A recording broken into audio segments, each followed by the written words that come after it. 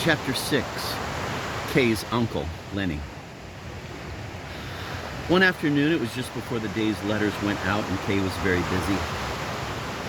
Two clerks bringing him some papers to sign were thrust aside, and his uncle Carl, a small landowner from the country, came striding into the room. Kay was the less alarmed by the arrival of his uncle, since for a long time he had been shrinking from it in anticipation. His uncle was bound to turn up. He had been convinced of that for about a month past. He had often pictured him just as he appeared now, his back slightly bent, his Panama hat crushed in his left hand, stretching out his right hand from the very doorway, and then thrusting it recklessly across the desk, knocking over everything that came in its way. His uncle was always in a hurry, for he was harassed by the disastrous ideas that whenever he came to town for the day, he must get through all the program he had drawn up for himself, and must not miss either a single chance of a conversation or a piece of business or an entertainment. And all this Kay, who as his former ward was peculiarly obliged to him, had to help him as best he could, and also sometimes put him up for the night. A ghost from the past, he was in the habit of calling him.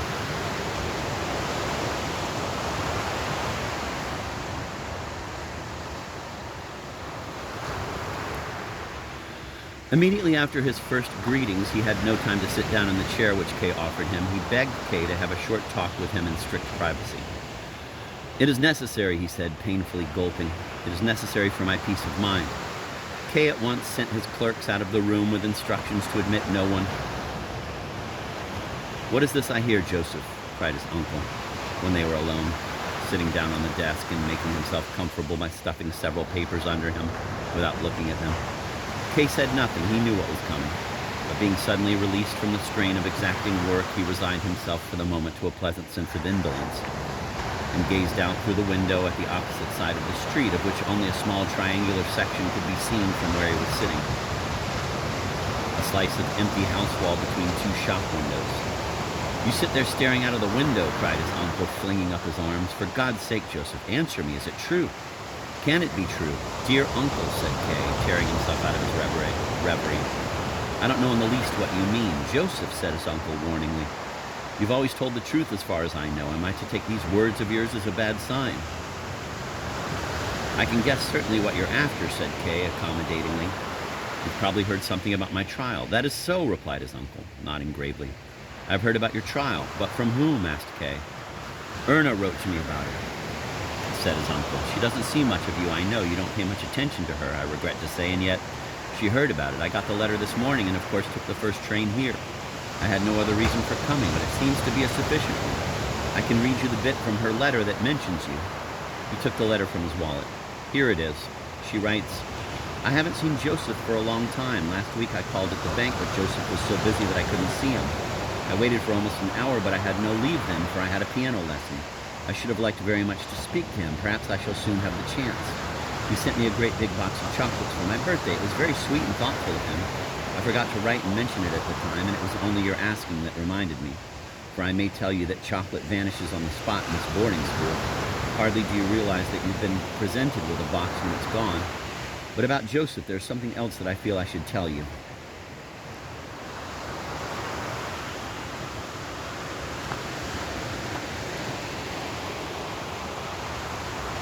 "As I said, I was not able to see him at the bank because he was engaged with a gentleman. After I had waited meekly for a while, I asked an attendant if the interview was likely to last much longer. He said that that might very well be, for it had probably something to do with the case which was being brought against the chief clerk.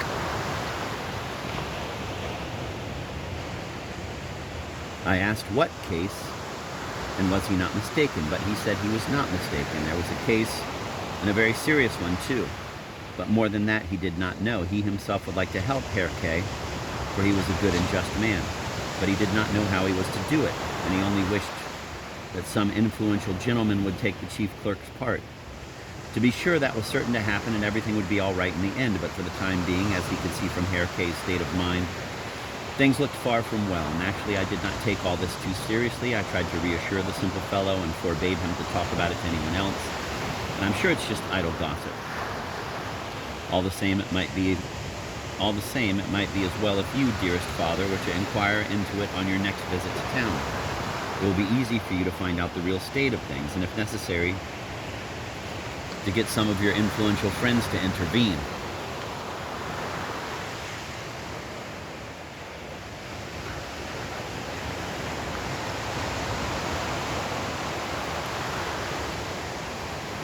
Even if it shouldn't be necessary, and that is most likely, at least it will give your daughter an early chance of welcoming you with a kiss, which would please her. A good child, said Kay's uncle when he had finished reading, wiping a tear from his eye.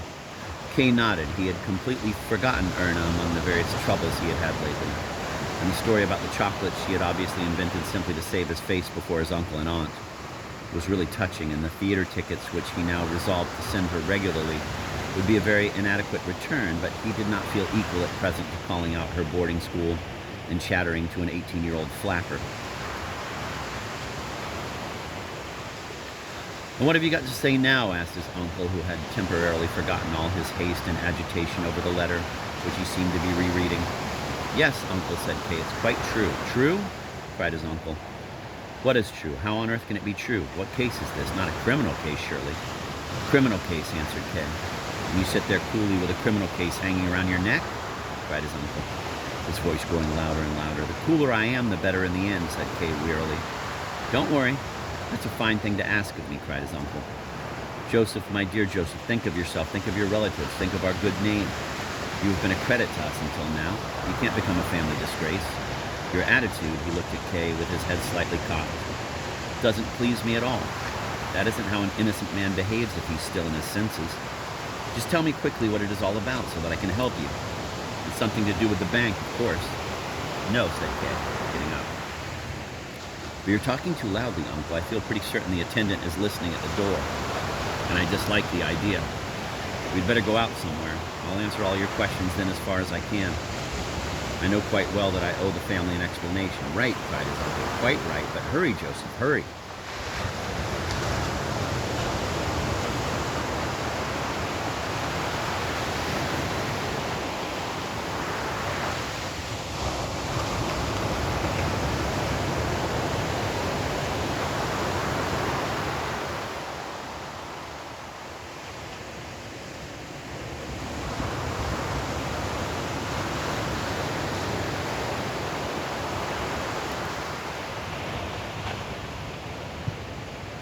"I have only to leave some instructions," said Kay, and he summoned his chief assistant by telephone, who appeared in a few minutes.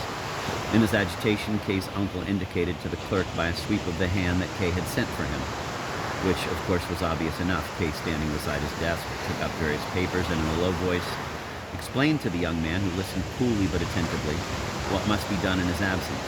His uncle disturbed him by standing beside him, round-eyed and biting his lips nervously.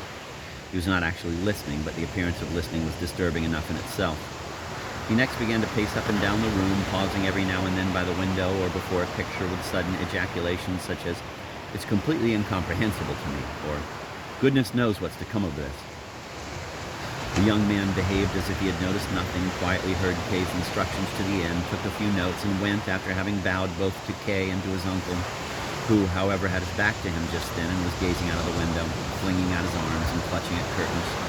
The door had scarcely closed when Kay's uncle cried, "At last that jackass is gone. Now we can go too, at last."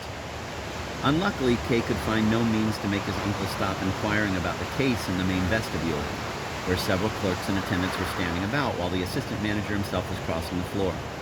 "Come now, Joseph," began his uncle, returning a brief nod to the bows of the waiting clerks. "Tell me frankly now what kind of a case this is."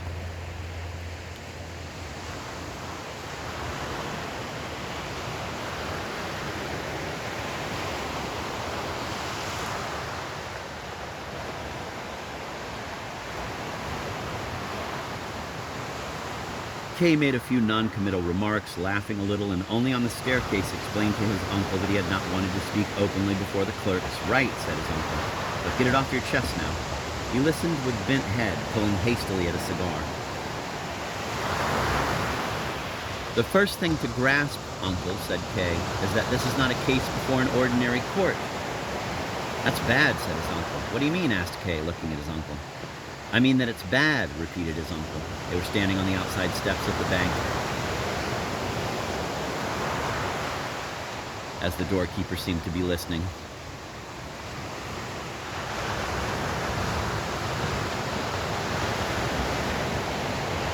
Kay dragged his uncle away. They were swallowed up in the street traffic. The uncle who had taken Kay's arm now no longer inquired so urgently about the case, and for a while they actually walked on in silence.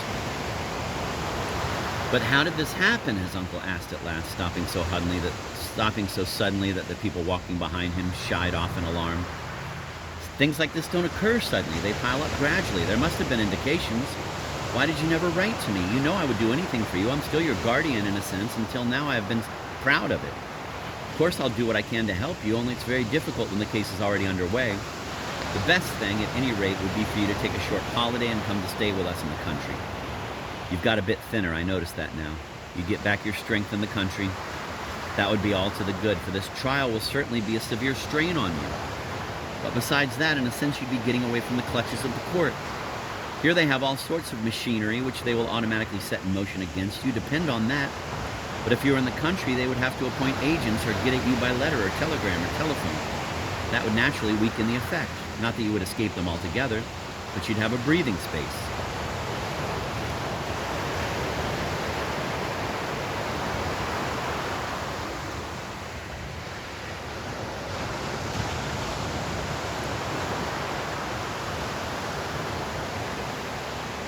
Still, they might forbid me to go away, said Kay, who was beginning to follow his uncle's line of thought. I don't think they would do that, said his uncle reflectively.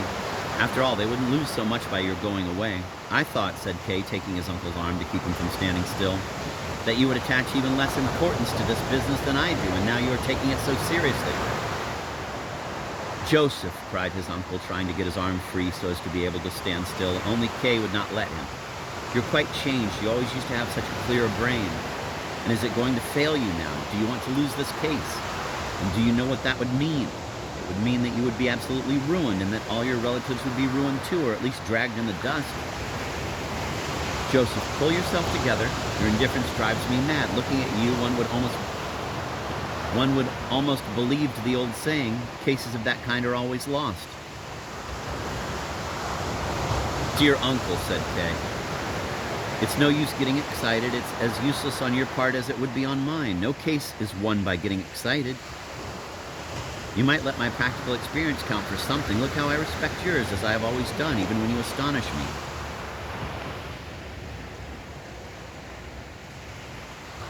Since you tell me that the family would be involved in any scandal arising from the case, I don't see myself how that could be so, but that's beside the point. I'll submit willingly to your judgment. Only I think going to the country would be inadvisable even from your point of view, for it would look like flight and therefore guilt. Besides, though I'm more hard-pressed here, I can push the case on my own more energetically. Quite right, said his uncle in a tone of relief, as if he saw their minds converging at last. I only made the suggestion because I thought your indifference would endanger the case while you stayed here, and that it might be better if I took it up for you instead. But if you intend to push it energetically yourself, that of course would be far better. We're agreed on that then, said Kay. And now can you suggest what my first step should be? I'll have to do a bit of thinking about it, naturally, said his uncle. You must consider that I've lived in the country for 20 years almost without a break, and my flair for such matters can't be so good as it was. Various connections of mine with influential persons who would probably know better than I how to tackle this affair have slackened in the course of time.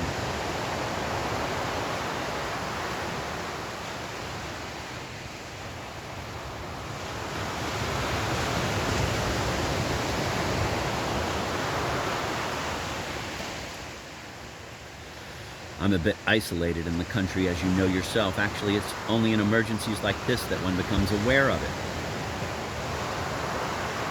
Besides, this affair of yours has come on me more or less unexpectedly, though strangely enough, after Erna's letter, I guessed at something of the kind. And as soon as I saw you today, I was almost sure of it. Still, that doesn't matter. The important thing now is to lose no time. Before he had finished speaking, he was already on tiptoe waiting for a taxi, and now shouting in address to the driver, he dragged Kay into the car after him. We'll drive straight to Hold, the lawyer, he said. He was at school with me. You know his name, of course. You don't?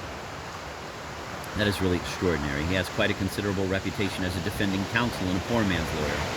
But it's as a human being that I'm prepared to pin my faith to him. I'm willing to try anything he suggests, said Kay, though the hasty, headlong way in which his uncle was dealing with the matter caused him some perturbation. It was not very flattering to be driven to a poor man's lawyer as a petitioner. I did not know, he said, that in a case like this one that in a case like this one could employ a lawyer. But of course, said his uncle. That's obvious. Why not? And now tell me everything that has happened up to now so that I have some idea where we stand.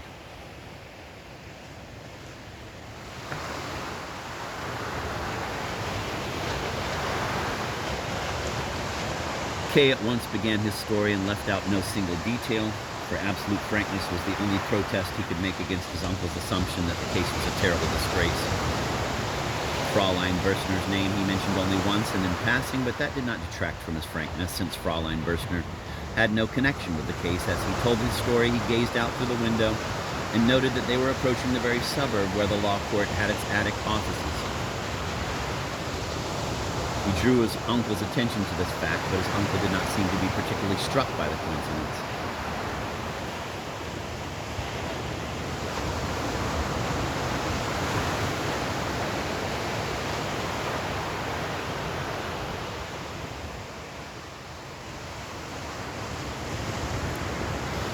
The taxi stopped before a dark house. His uncle rang the bell of the first door on the ground floor. While they were waiting, he bared his great teeth in a smile and whispered, 8 o'clock, an unusual time for clients to call, but hold won't take it amiss from me.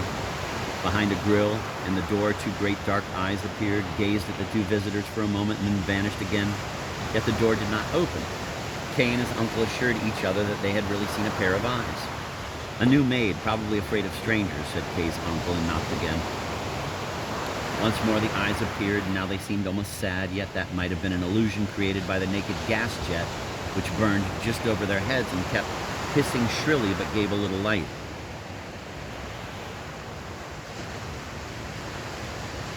Open the door, shouted Kay's uncle, banging upon it with his fists. We're friends of Herr Hold. Herr Hold is ill, came a whisper from behind them. The door had opened at the other end of the little passage, and a man in a dressing gown was standing there imparting this information in a hushed voice. Kay's uncle, already furious at having had to wait so long, whirled round shouting, Ill? You say he's ill? And bore down almost threateningly on the man as if he were the alleged illness in person. The door has been opened, said the man, indicated the lawyer's door, caught his dressing gown about him, and disappeared. The door really was open. A young girl, Kay recognized the dark, somewhat protuberant eyes, was standing in the entrance hall in a long white apron, holding a candle in her hand. Next time, be a little smarter in opening the door, Kay's uncle threw at her instead of a greeting, while she sketched a curtsy. Come on, Joseph, he cried to Kay, who was slowly insinuating himself past the girl. Herr Hold is ill, said the girl, as Kay's uncle, without any hesitation, made toward an inner door. Kay was still glaring at the girl, who turned her back on him to bolt the house door. She had a doll-like rounded face. Not only were her pale cheeks and her chin quite round in their modeling, but her temples and the line of her forehead as well.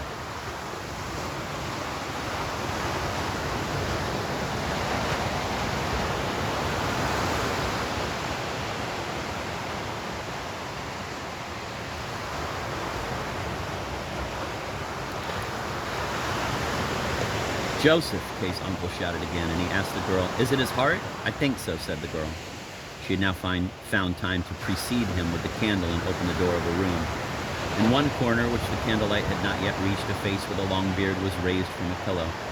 Lenny, who is it? Asked the lawyer, who, blinded by the candlelight, could not recognize his visitors. It's your old friend Albert, said Kay's uncle. Oh, Albert, said the lawyer, sinking back on his pillow again, as if there were no need to keep up appearances before this visitor. Are you really in a bad way? Asked Kay's uncle, sitting down on the edge of the bed. I can't believe it. It's one of your heart attacks, and it'll pass over like all the others. Maybe, said the lawyer in a faint voice, but it's worse than it's ever been before. I find it difficult to breathe, can't sleep at all, and I'm losing strength daily. I see, said Kay's uncle, pressing his Panama hat firmly against his knee with his huge hand. That's bad news. But are you being properly looked after? And it's so gloomy in here, so dark. It's a long time since I was here last. But it looked more cheerful then, and this little maid of yours doesn't seem to be very bright. Or else she's concealing the fact. The girl was still standing near the door with her candle. As far as one could make out from the vague flicker of her eyes, she seemed to be looking at Kay rather than at his uncle, even while the latter was speaking about her. Kay was leaning against a chair which he had pushed near her.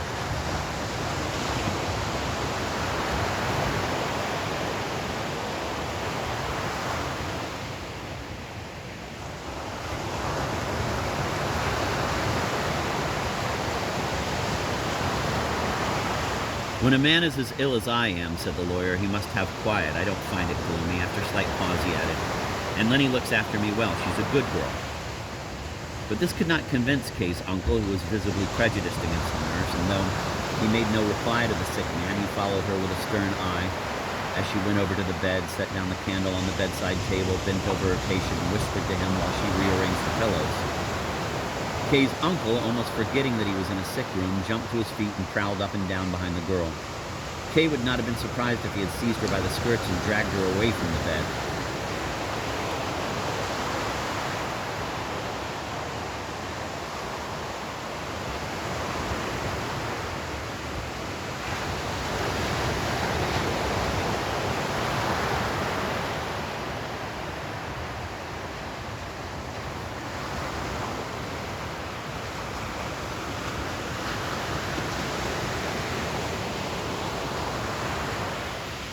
Kay himself looked on with detachment. The illness of the lawyer was not entirely unwelcome to him. He had not been able to oppose his uncle's growing ardor for his cause, and he thankfully accepted the situation, which had deflected that ardor without any connivance from him. Then his uncle, perhaps only with the intention of offending the nurse, cried out, "Fraulein, please be so good as to leave us alone for a while. I want to consult my friend on some personal business." The girl, who was still bending down over the sick man, smoothing the sheet beside the wall, merely turned her head and said quite calmly, in a striking contrast to the furious stuttering and frothing of Kay's uncle, "You see that my master is ill. He cannot be consulted about business." She probably reiterated the phrase from sheer indolence. All the same, it could have been construed as mockery even by an unprejudiced observer, and Kay's uncle naturally flared up as if he had been stung. "You damned," he spluttered, but he was so furious as to be hardly intelligible. Kay started up in alarm, though he had expected some such outburst, and rushed over to his uncle with the firm intention of clapping both hands over his mouth and so silencing him. Fortunately, the patient raised himself up in bed behind the girl. Kay's uncle made a wry grimace as if he were swallowing some nauseous draught, and he said in a smoother voice,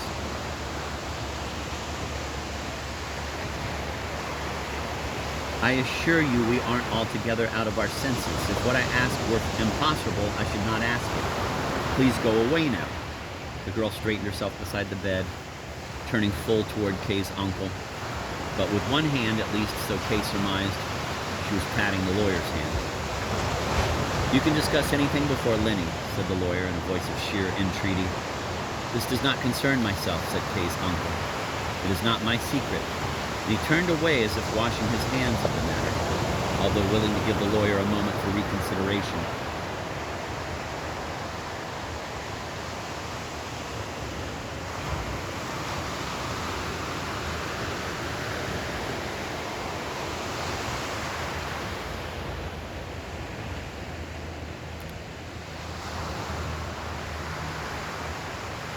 "Then whom does it concern?" asked the lawyer in an exhausted voice, lying down again. "My nephew," said Kay's uncle. "I have brought him here with me." And he presented his nephew, Joseph Kay, chief clerk.